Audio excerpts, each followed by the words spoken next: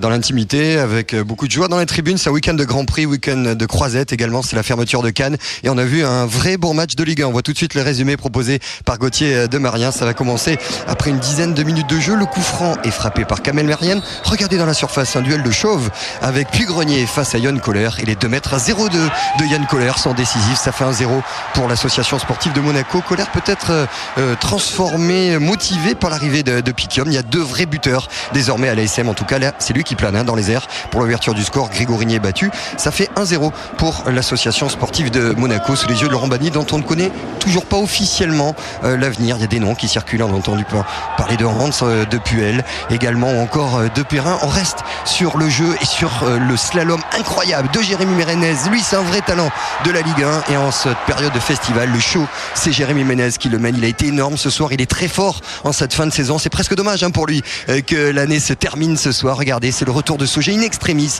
après ces dribbles chaloupés qui empêchent Ménez de marquer un début qui aurait été certainement l'un début de l'année en Ligue 1. En tout cas, ce match est alerte. Nancy qui joue le jeu sous les yeux d'un Montsoreau très souriant.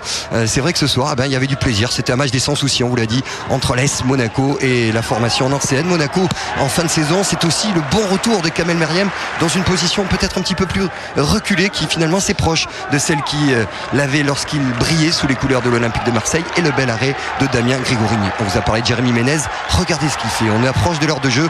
La passe, elle est plus sentie véritablement que vue pour Frédéric Piquion, qui n'avait pas été retenu dans la liste de Raymond Domenech. Et Piquion, un vrai attaquant qu'il est, qui ajuste tranquillement Grigorigny. En fait, il attend simplement que le gardien niçois lui donne une information qu'il plonge pour après tranquillement marquer ce but-là. Je n'ai pas été retenu parce que je ne suis pas bon, disait-il cette semaine. Piquion, buteur. On a parlé d'une association délicate entre Piquion et Kohler. Et finalement, si ça marchait côté monégasque, Kohler, il lui reste encore une année de contrat. Piquion marque encore ce soir. Nancy va jouer le jeu jusqu'au bout avec cette tête magnifique sur la transversale de Roma. C'était celle de Marc-Antoine Fortuné. Les Nancéens ont été joueurs. Et à l'arrivée, c'est Monaco qui s'impose 2-0 ce soir dans un match très ouvert. Et puis, toujours cette incertitude concernant l'avenir de Laurent Banny, qui confiait il y a quelques instants à notre homme de terrain, bien qu'il ne savait toujours pas s'il serait l'an prochain l'entraîneur de l'association sportive de Monaco. Ça va bouger en tout cas en coulisses, et l'info c'est que Monaco est ce soir pour la première fois de la saison